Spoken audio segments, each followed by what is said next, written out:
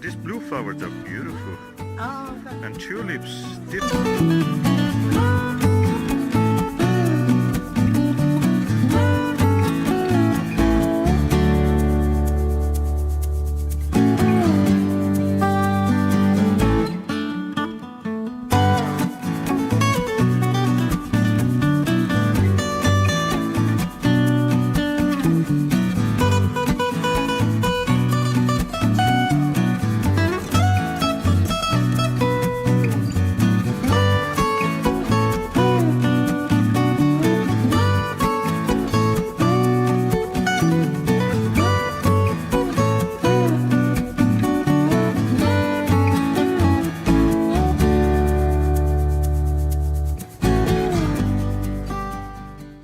I see what you're doing, Susan.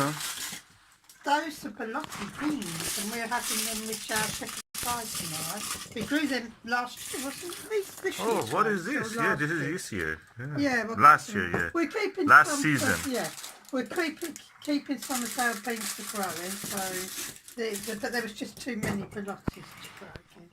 Yeah. So we're going to have them in shepherd's pie tomorrow. So, why you're putting them in the water, To soak them. and what it does? Well, it rehydrates them. Oh. They're dry.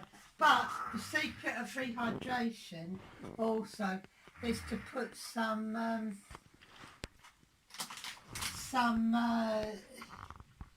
soda in there. Oh, And baking it's soda. Yeah, and I can't find it in the cupboard. Oh, God, I've got to get the lid off. Well, he found it in the cupboards. Mm-hmm. Because it's on the top shelf and I'm only little. Now, I think a good teaspoon of this. Oh, that helps the softening of the skin. Yeah, it does. It will soften the skin and it just Hydrates it. yeah, Rehydrates. and then it will rehydrate. Yeah. And by tomorrow morning, Uh-huh. those beans will be well and truly soft and For cooking. Sunday lunch. Yes, shepherd's pie, Shepherd's pie. Beautiful. vegetarian shepherd's pie. Oh, lovely. Because I have an allergy for red meat. So, This is the lovely shepherd's pie that we have made from our own allotment produce and using our own beans and other vegetables. You can see the beans here. They are very good, very satisfying and filling. This shepherd's pie we made from our Borlotti beans, and I just wanted to show you that how enriching is this food with the Borlotti beans that we have grown ourselves. When you use any other bean, they don't look, or kidney bean you buy from the shop or something, they don't look nice. They are just kind of disgusting almost. Or when you use the Borlotti bean that we have grown, or if you grow it yourself, they're so enriching. They're so rich. The food is so rich. It's really nice. I like it. So what you say, Susan, about this?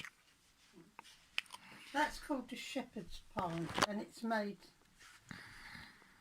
in the traditional way. And what you use, what you think has made it so rich in flavors? Well, I just use fresh vegetables, root vegetables and onions. And you should use lamb if it's... What about this bean? I'm talking about the bean. The beans were our own beans. Do you think it has a role? Because we used in the past the same ingredients without the bean actually. We used the kidney bean from the shop. Well, you can use kidney beans from the shop. But this one is really rich. They are the beans that people... Yeah, they are... I forgot what they're named. They're small. I know they're... Borlotti beans. They're Borlotti beans, but they were very small this year because of the drought. But they're so tender. We dried them. We dry all our beans, any beans we have, including runner beans. We will dry them and then we rehydrate them with... Before cooking. Before cooking, with water and Baking soda. and baking soda, bicarbonate soda that is, and we will leave them all night just to soak, and then in the morning they're ready for boiling, which takes about an hour to boil them. It may sound a lot of fiddling, but actually the beans are beautiful. Oh, thank you. That's really nice.